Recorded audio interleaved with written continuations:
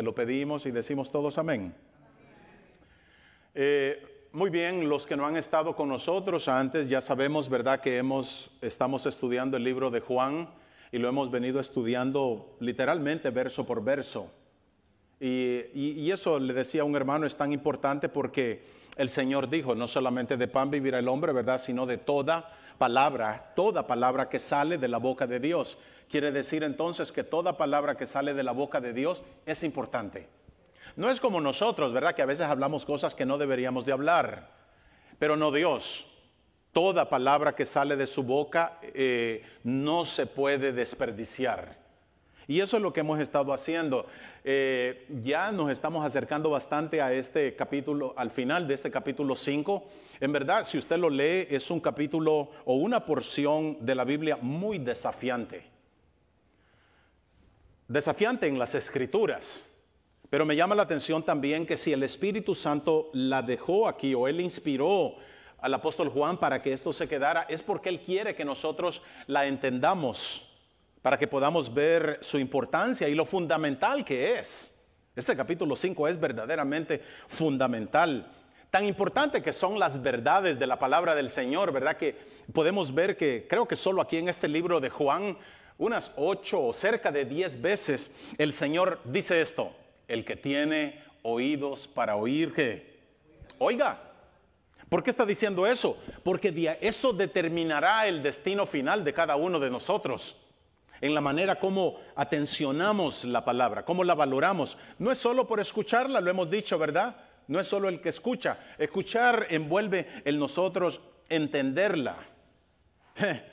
Y a pesar de todo esto, mire, de que estas personas a las que el Señor estaba hablándoles, ellos no creyeron.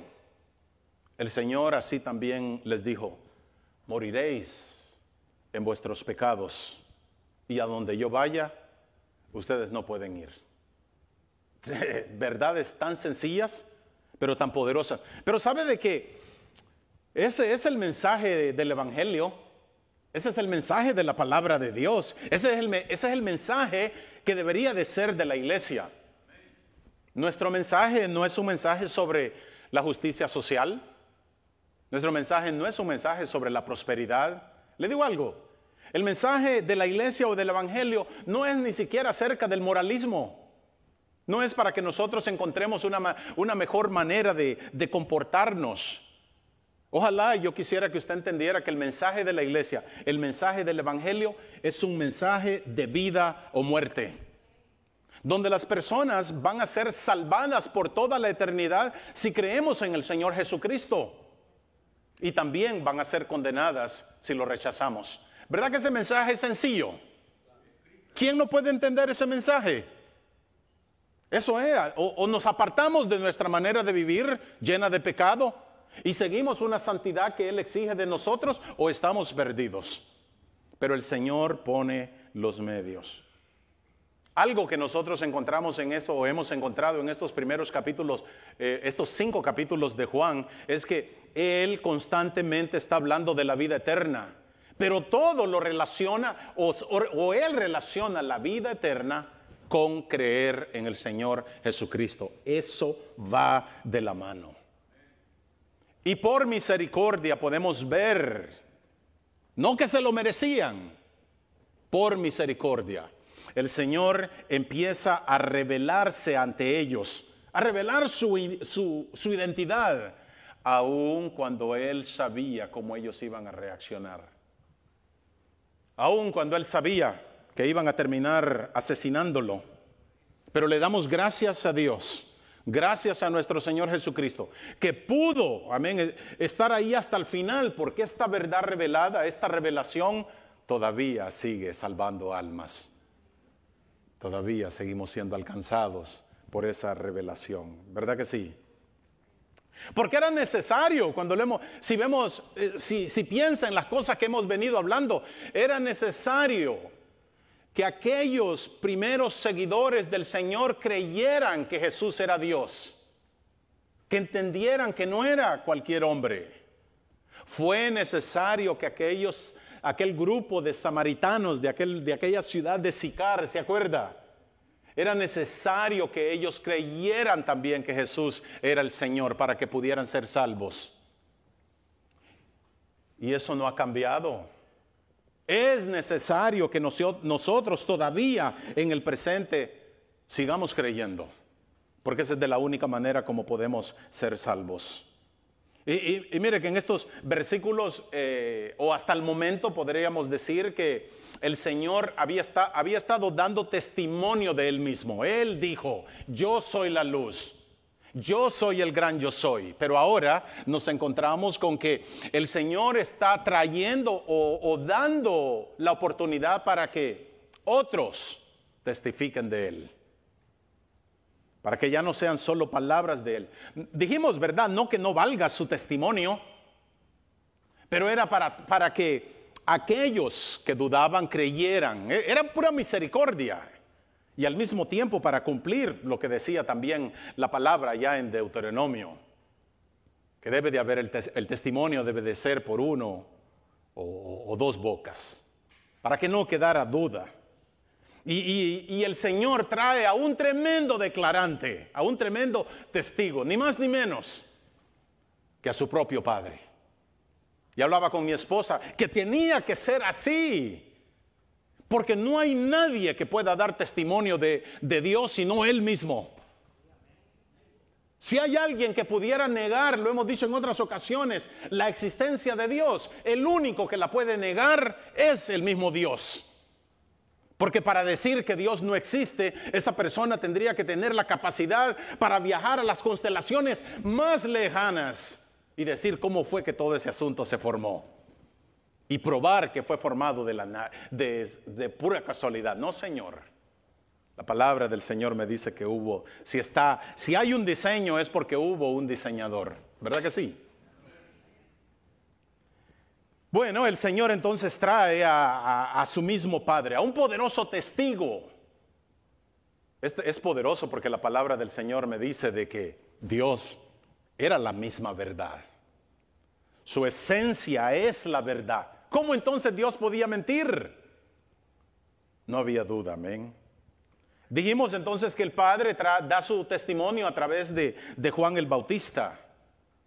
Dijimos que también Dios, el Padre, da el testimonio acerca de los milagros que le dio al Señor para que realizara. Y también da el testimonio acerca de las Escrituras, que las Escrituras hablan de su Hijo. Quiere decir entonces que el Señor trae un testimonio triple, lo dijimos, ¿verdad? Eso es lo que viene a ser lo peculiar de esta lectura, lo que lo viene a ser algo vital. Pero mire qué triste, que al mismo tiempo también esta revelación vino a traer el juicio inevitable y devastador de veras para estos judíos, para estas personas. ¿Por qué? Porque ellos aceptaron que Juan el Bautista era un profeta. Lo aceptaron. Pero mire qué tremendo, porque no creyeron a su mensaje. Qué ridículo. Es un profeta de Dios, pero no creemos en lo que él está diciendo. Y después también creyeron, estaban seguros que los milagros que el Señor Jesús hacía tenían que ser divinos, porque nadie los podía hacer si Dios no estaba con esa persona. Entendieron que eso tenía que ser de Dios. Y qué terrible, porque dijimos, ¿verdad? Que entonces ellos llegaron a la conclusión de que todos esos milagros venían de Satanás. Y lo que andaban haciendo era simplemente buscando excusas.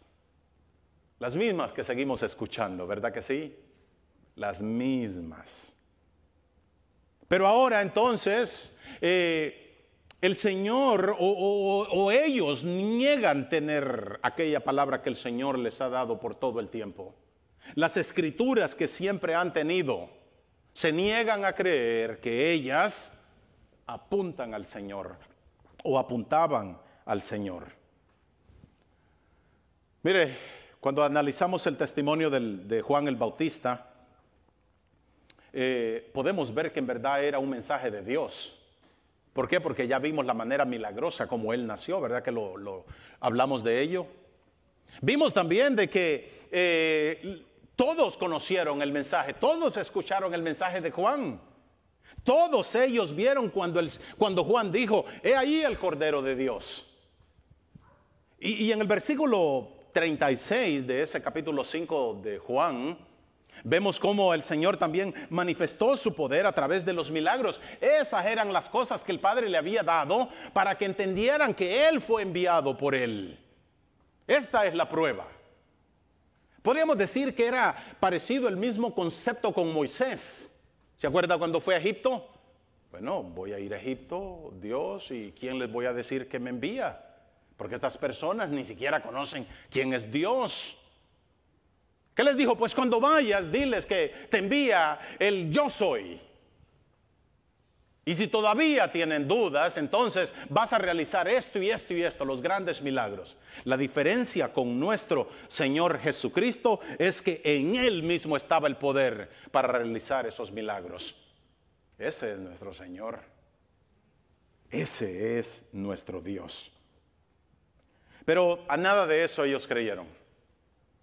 Así que para hoy yo quisiera que veamos la manera como el Padre testifica a través, o testifica de su Hijo a través de las Escrituras. Abra sus Biblias, por favor.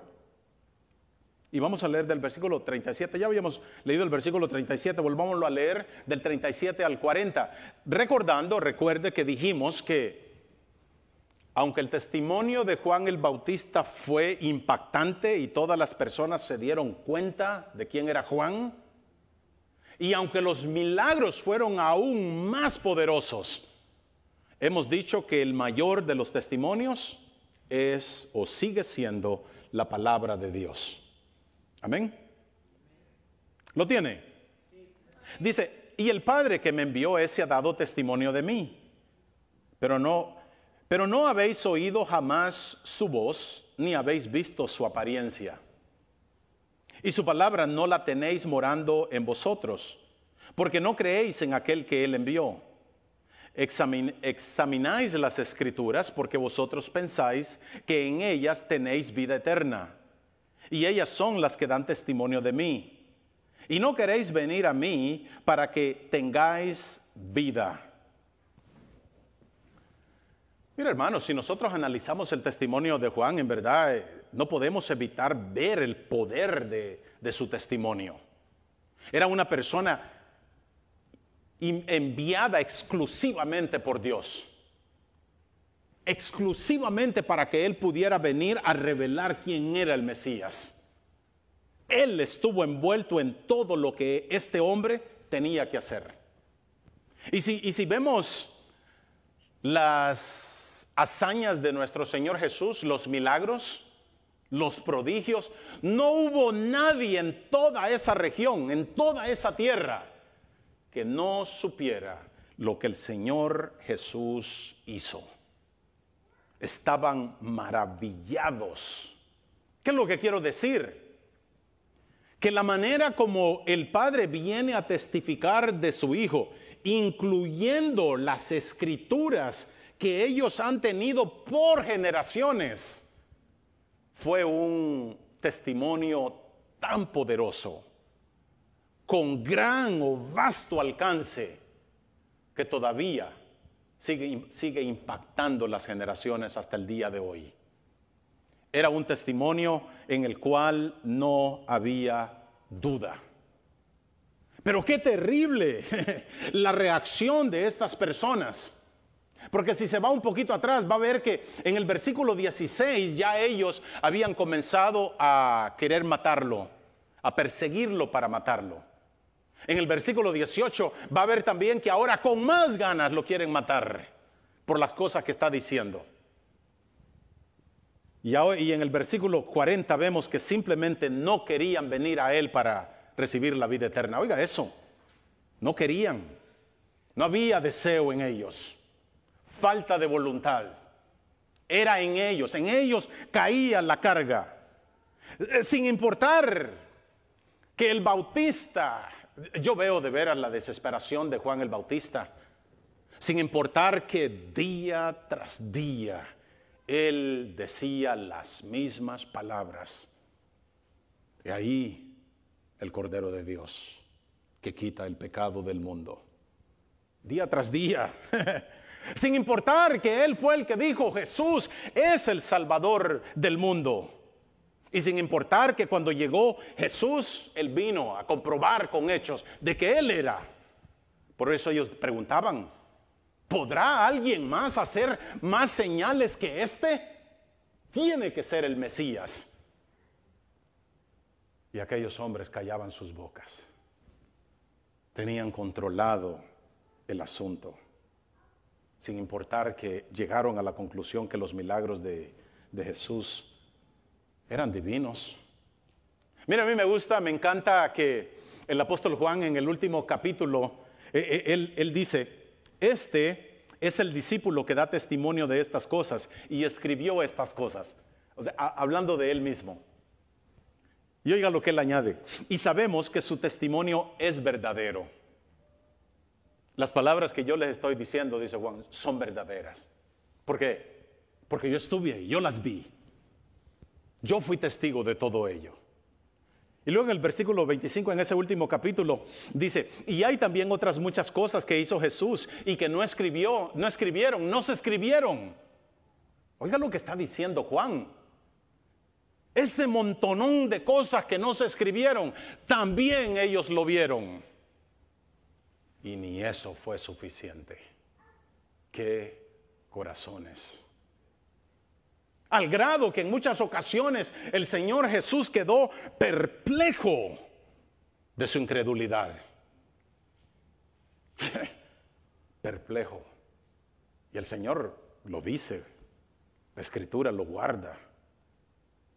Y este pueblo, mire, hablando del pueblo judío, todavía están sufriendo las consecuencias por no creer. Vea la historia. Porque la persona, y ojalá que usted se lleve esto, la persona que rechaza a Cristo está rechazando al mismo Dios. Y cuando eso ocurre, mis hermanos, mis amigos, la palabra del Señor en hebreo me dice que no queda otra cosa sino una horrenda expectación de juicio. Tenemos una decisión. Oiga el contraste de todo esto a rechazar a Cristo. Oiga lo que dice Juan en el capítulo 16, el versículo 27. El Padre mismo os ama porque vosotros habéis amado a su Hijo. Porque vosotros me habéis amado y habéis creído que yo salí de Dios. Ese amor del Padre lo hemos experimentado. Yo creo que aparte del amor a través del Señor Jesucristo, lo hemos experimentado solo por partes. Pero un día, dice el escritor, un día le veremos cara a cara. Y ese momento, amén, yo lo sigo esperando, mis hermanos. Ojalá que usted viva por ese momento. Pero volvamos, abra su Biblia, manténgala y volvamos a lo que nosotros leímos. Recordando esto. Recordando que el testimonio de las Escrituras es el más poderoso. Oiga el versículo 37, Jesús dice, el Padre que me envió ha dado testimonio de mí. Oiga eso, ha dado. ¿A qué se está refiriendo? A su palabra. Él ya les ha dado, ya les ha hablado ahí. Pero ve el contraste del Señor, lo que el Señor dice. Nunca han oído su voz, ni lo han visto, ni tienen su palabra morando en vosotros. Adelantándome nada más para darle algunos anticipos de lo que quiere decir. ¿Por qué está diciéndole eso? Porque si creyeran a la palabra, hubieran también creído al que le envió. Porque el versículo 39 dice, porque ellas son las que dan testimonio de mí. Así que el medio que el Padre está utilizando para dar testimonio de su Hijo es el Antiguo Testamento.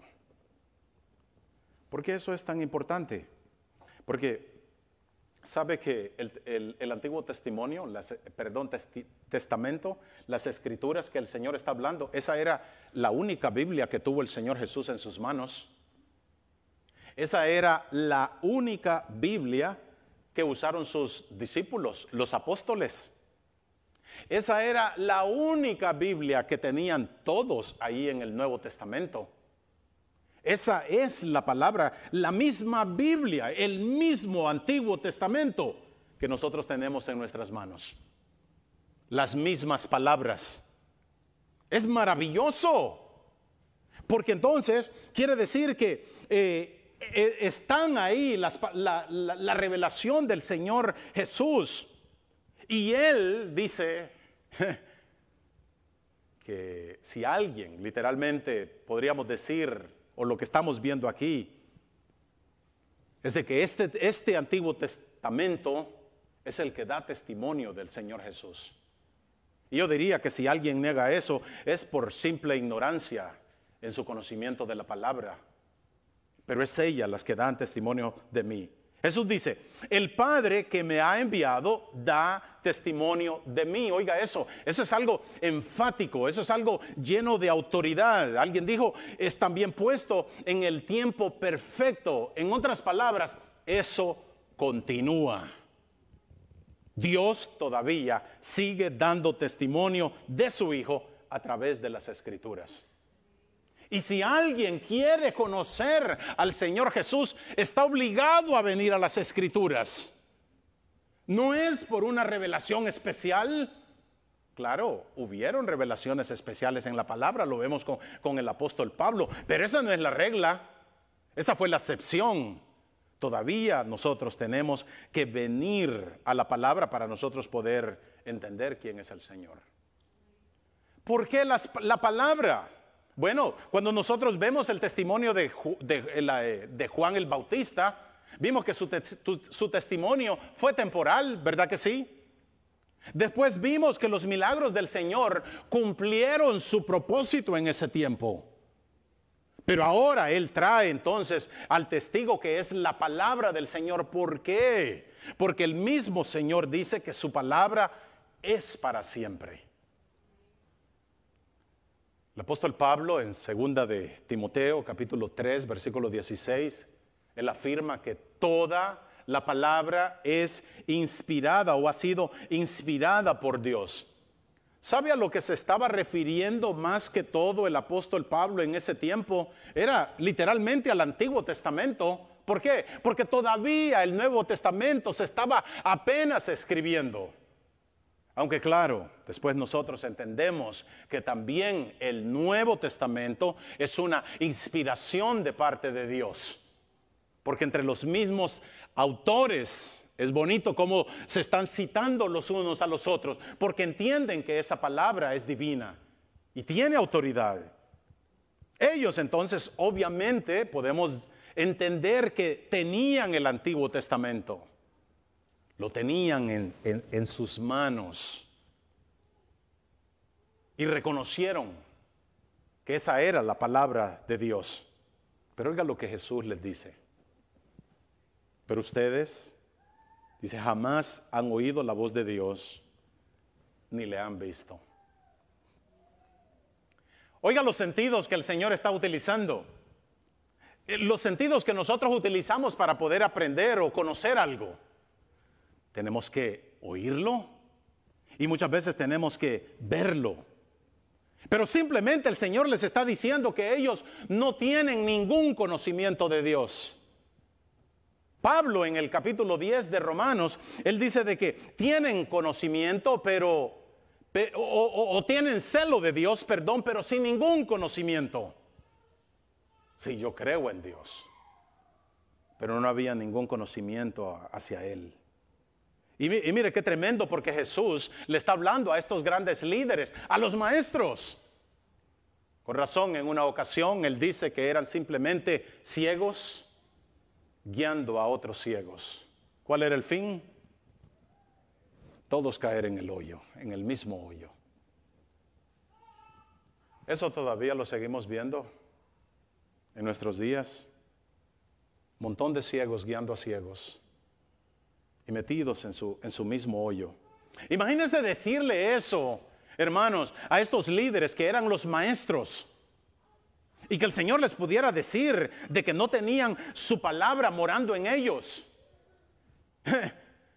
Supuestamente, no sé si los ha visto porque todavía los vemos, algunos de los judíos que todavía guardan esas tradiciones, supuestamente cargaban con la palabra de Dios en sus manos. No sé si los ha visto, unas cajitas que cargaban. O si no, las ponían también aquí en la frente. Pero el Señor les está diciendo de que la palabra, aunque la cargaban con ellos y aunque la tenían en las sinagogas, la palabra todavía no había llegado a sus corazones. ¿Por qué? Porque no la entendían. Estaba ahí. En nuestros tiempos, piensa en nuestros tiempos. Qué montonón de Biblias que hay. Por todas partes hay Biblias. En nuestros hogares, a veces 2, 3 y hasta de varias versiones. De todo tipo de letra.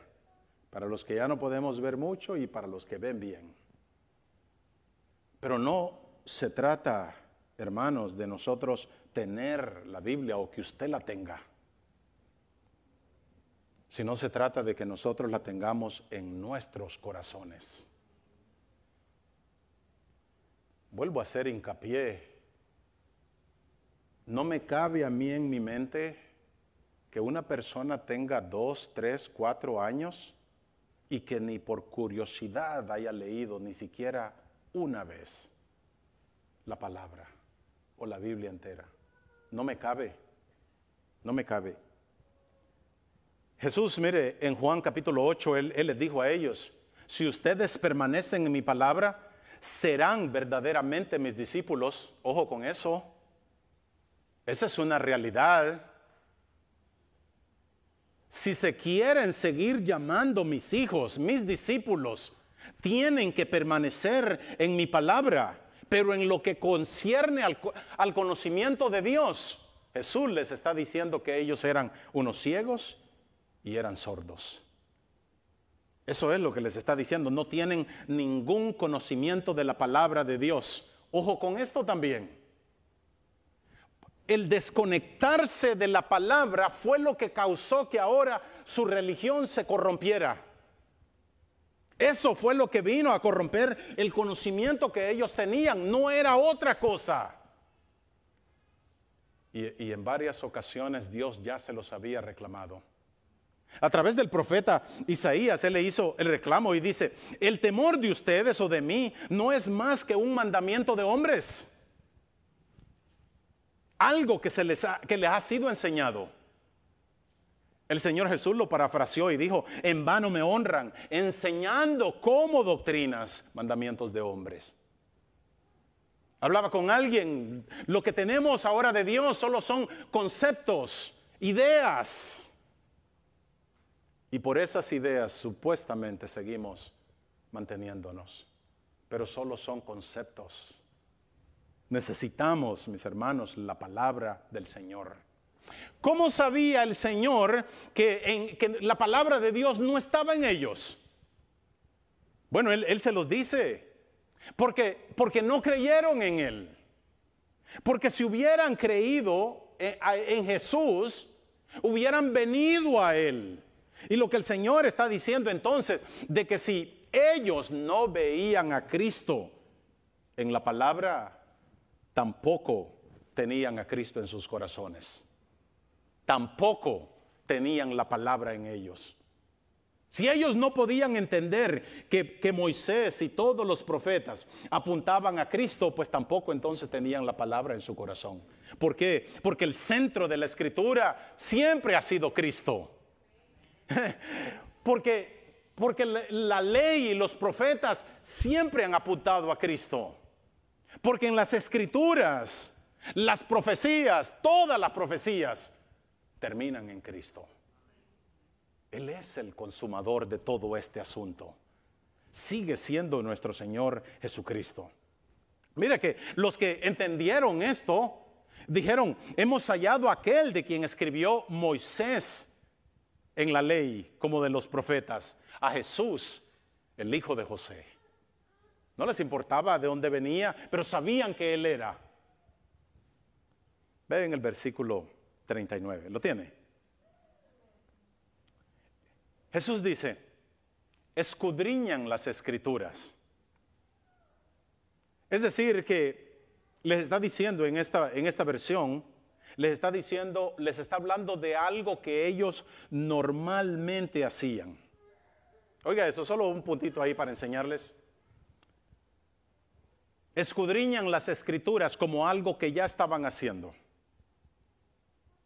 En otras versiones dice, escudriñad las Escrituras, como una orden o un imperativo.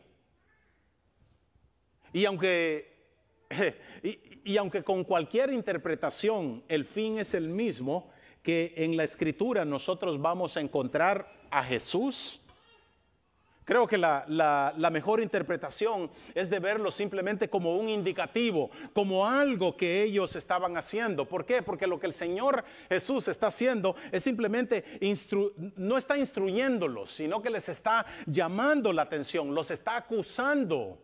Que a pesar que ellos escudriñan las Escrituras, no pueden ver que Jesús está ahí. A pesar que ellos están examinando la palabra, no pueden ver a Cristo ahí. ¿Sabe qué? La manera como estos líderes estudiaban la palabra eran muy meticulosos, podríamos decir, en la manera como manejaban los rollos de la ley. Al grado que cuando se ponían a escribirla, si cometían un error, tenían que romper aquello, tirar aquel bolígrafo y volverla a escribir. Así eran de meticulosos del Antiguo Testamento. ¿Por qué? Porque este término también, esto de escudriñar, significa como cuando un perro empieza a rastrear una pista, que anda buscando y anda oliendo hasta que se da con ella. Qué diferente si nosotros buscáramos la palabra de esa manera, ¿verdad? Que nos interesemos. ¿Qué significa eso? Señor, ¿qué me estás diciendo ahí? Yo lo quiero entender. Después, con el tiempo, esa palabra escudriñar vino significando una pista, una huella. Cuando la persona la encontraba, se maravillaba, porque sabía que había recibido entendimiento de parte de Dios. Pero ya en nuestros días es simplemente investigar, eso es lo que significa. Y ellos, oiga esto, ellos eran buenos para investigar la palabra, pero había un gran problema. Su corazón estaba vacío del Espíritu Santo. Ellos entonces eran simplemente hombres naturales que no podían entender a Dios. ¿Se acuerda que Pablo señaló ese punto? El hombre natural no puede. Por más que usted le diga, no entiende. Su corazón está desviado. Su mente está desviada. Le puede poner la palabra al frente y no la entiende. ¿Y cuál era el problema con estos rabinos? Cuando leían la palabra, la interpretaban a su propia manera. La interpretaban de manera que ayudara en su manera de pensar. Algunos dicen que la interpretación de ellos era extraña, por no decir descabellada. Hablaban, dijo alguien, o tomaban la palabra no como una, o mejor dicho, más que todo, cuando leían la palabra, usaban la deducción en vez de la inducción. No me quiero poner muy alto con usted. Lo que simplemente está diciendo la palabra es que en vez de dejar que el texto dictara a ellos lo que el texto significaba, ellos ponían sus propias ideas sobre el texto. Lo estamos viendo bastante con la predicación moderna. Todo lo que yo tengo que hacer es escoger mi tema, buscar uno que otro versículo por ahí para apoyar mi tema, y no dejamos que sea la palabra de Dios la que nos hable. ¿Ve la importancia por qué enseñamos la palabra de esta manera? Lo hemos dicho en otras ocasiones. Yo, como maestro, como predicador de la palabra, ahora estoy obligado a estudiar lo que la palabra me está diciendo para yo poder decírselos a ustedes. Pero no estoy manipulando la palabra. Y mire que ellos eran tan hábiles con esto. Por eso es que en la palabra, yo no sé si usted le ha puesto atención, el Señor constantemente está diciendo, oísteis que fue dicho, o vosotros decís, pero también constantemente el Señor les decía, mas yo os digo, o no han leído, o por qué ignoráis las Escrituras. ¿Ve eso? Constantemente tenía que rectificarlos en la manera como estaban interpretando la palabra. Mira qué maravilloso también con el Señor Jesús, que cuando Él constantemente les decía, o no han leído, lo que estaba implicando era de que ellos podían entenderlo, que estaba ahí a la disposición, para que estaba tan claro. ¿Por qué hago énfasis en esto? Vuelvo a lo mismo, porque si una persona no quiere creer en el Señor Jesús, es simplemente por decisión propia, por la dureza de su corazón. Cualquiera la podía entender la palabra. Lo vimos que los samaritanos marginados lo entendieron. Wow, me he encontrado con aquel que podría ser el Mesías, y todos se arrepintieron. Unos cuantos pescadores, analfabetos podríamos decirlo, sin mucha educación, lo entendieron. El mensaje estaba tan claro, suficientemente claro. La Biblia dice de que Simeón y Ana lo entendieron. ¿Quiénes eran Simeón y Ana? Eran dos simples santos que pasaban en el templo todo el tiempo orando. Ellos entendieron cuando vieron al Señor Jesús llegar y se les explicó cómo había ocurrido. Le dieron gloria a Dios y dijeron, este es el Salvador del mundo. Y empezaron a profetizar. No habían tenido ninguna preparación académica, pero ellos no entendieron, porque sus corazones estaban llenos de falsedad. Estaban llenos de corrupción. Hace poco escuchaba a un pastor famoso, carismático, y él estaba interpretando algo de Levítico. La parte cuando dice de que, y tomarás de la sangre del animal, del sacrificio, del cordero, y lo untarás en el dedo pulgar derecho del sacerdote, y después también la aplicarás en la oreja derecha del sacerdote. Y este hombre estaba diciendo que literalmente eso era lo que le ocurrió a Trump ahora que le dispararon en la oreja derecha. Yo no sé cómo llegó ahí, pero no me sorprende. No me sorprende porque eso es lo que ocurre donde hay error. Las personas siempre andan tratando de buscar nuevas interpretaciones para impresionar a sus feligreses, para impresionar a sus oyentes. Y eso es la gran tristeza, que las personas empiezan a aplaudir y a decir, wow, qué profundidad, qué triste. Mire, después hablaremos de estos versículos, pero vaya conmigo al versículo 45 en adelante. Oiga lo que el Señor Jesús está diciéndole a estas personas. Le dice, no penséis que yo voy a acusaros delante del Padre. Hay quien os acusa. ¿Quién es ese? Moisés. Era una forma también de llamarle al Antiguo Testamento. En quien tenéis vuestra esperanza. Porque si creyeseis a Moisés, me creerían a mí. Porque él escribió ¿de quién? De mí. Pero si no creen a sus escritos, ¿cómo creerán a mis palabras? Lo que Jesús le está diciendo es de que toda la doctrina que ellos practicaban se basaba en Moisés. Y el trabajo de Moisés fue escribir del Señor. Y ellos no estaban creyendo. Si recordamos la parábola de rico y Lázaro, ¿se acuerda? En la parábola, la palabra dice que el rico estaba en el infierno. Y estando ahí, dice, le dijo a Abraham que enviara a alguien a su familia para que sus 5 hermanos no vinieran a ese mismo lugar de tormento.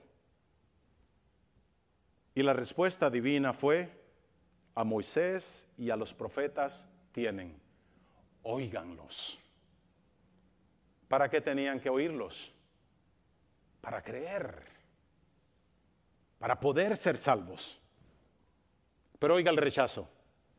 No, le contesta el rico, no, padre Abraham, pero si alguno fuere a ellos de entre los muertos, se arrepentirán. Quería un milagro, quería algo grandioso, querían ver señales. Mas Abraham dijo: si no oyen a Moisés y a los profetas, refiriéndose otra vez al Antiguo Testamento, tampoco se persuadirán, aunque alguno se levantare de los muertos. Y esos a los que se estaba refiriendo el Señor Jesús en esa parábola eran ellos. Pero por rechazar a ese Cristo fue donde fueron condenados. ¿Por qué? Porque ese alguno que si resucitase de los muertos había resucitado. Y aún así, dice la palabra, dice el Señor, que ellos lo rechazaron. Y tan terrible fue todo este asunto que con la resurrección lo que ellos hicieron fue que se inventaron una falsa historia, la cual, dice el escritor, todavía la siguen creyendo. O en el tiempo que se escribió, todavía estaban creyendo esa mentira que dijeron sobre la resurrección. Eso lo creyeron.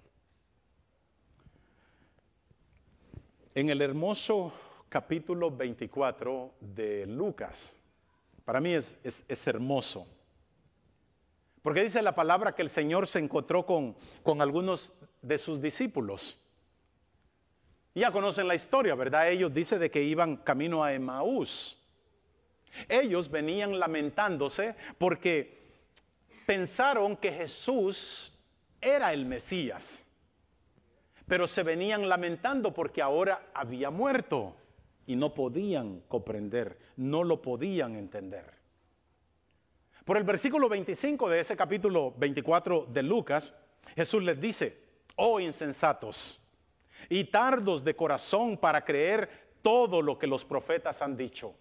Todo. ¿No era necesario que el Cristo padeciera todas estas cosas y entrara en su gloria? Y comenzando desde Moisés y siguiendo por todos los profetas, les declaraba en todas las escrituras lo que de él decían. A propósito, pregunto, ¿cuánto cree usted que duró ese sermón? Porque aquí dice, mire, comenzando desde Moisés y siguiendo todos los profetas, él le declaraba todas las escrituras. ¿Verdad que tuvo que ser un mensaje un poquito largo? Bueno, eso me ayuda, ¿verdad? Para no sentir que mis mensajes son demasiado largos. Yo creo que son demasiado cortos. No, uno por lo menos, bueno, está bien. Pero algo que me encanta, dejándose de bromas, algo que me encanta de esta parte, es que el Señor Jesús no vino y le mostró las heridas, y no vino y le mostró su costado, para que ellos creyeran. Ni tampoco les hizo ningún milagro, sino que Él les comenzó a hablar de las Escrituras, porque el Señor entendía que era importante que ellos la entendieran, que tuvieran una base para poder presentar el Evangelio, que tuvieran una base en la cual ellos podrían estar parados, que creyeran en su corazón que Dios no fallaba en lo que Él decía y que todo al pie de la letra se tenía que cumplir. Oiga el versículo 44 de ahí de Lucas 24. Estas son las palabras que yo os hablé, hablando con los discípulos. Yo ya les había explicado, dice, y estando con vosotros, que era necesario que se cumpliese todo lo que está escrito en mí en la ley de Moisés, en los profetas y en los salmos. Y entonces, dice el escritor, que les abrió el entendimiento para que se cumpliesen, o para que comprendiesen, perdón, las escrituras. Y les dijo, así está escrito y así fue necesario que el Cristo padeciese y resucitase de los muertos al tercer día, y que se predicase su nombre, en su nombre el arrepentimiento y el perdón de pecados en todas las naciones, comenzando desde Jerusalén. Y lo maravilloso de todo esto es que todo lo que el Señor está diciendo se encuentra en nuestro Antiguo Testamento. En el Antiguo Testamento nosotros vemos acerca del nacimiento del Señor, encontramos acerca del sufrimiento del Señor, de su reinado, de sus promesas, de su traición, de su rechazo. Y sobre todo podríamos decir que Él nos habla, el Antiguo Testamento, de lo que fue su resurrección. Y estas personas tenían a su disposición toda esta información, toda esta revelación. Y la palabra dice que por voluntad propia rechazaron al Señor y tristemente se perdieron.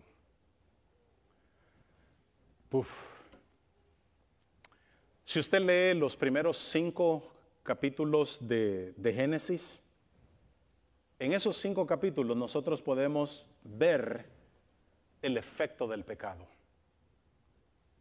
Porque cuando usted empieza a leer toda esta genealogía, todas las personas que vivieron tienen algo en común. ¿Sabe qué fue eso? Que todas murieron. Y alguien dijo de que si hay algo que pudiéramos guardar o recordar de todas estas genealogías, eso es suficiente. Que entendamos que ninguna de estas personas tuvo el poder para vencer la muerte. Y si usted lee un poquito más adelante en el capítulo, del capítulo 6 al 8, se dará cuenta que todas esas personas para ese tiempo fueron todas ahogadas. Todas en el diluvio.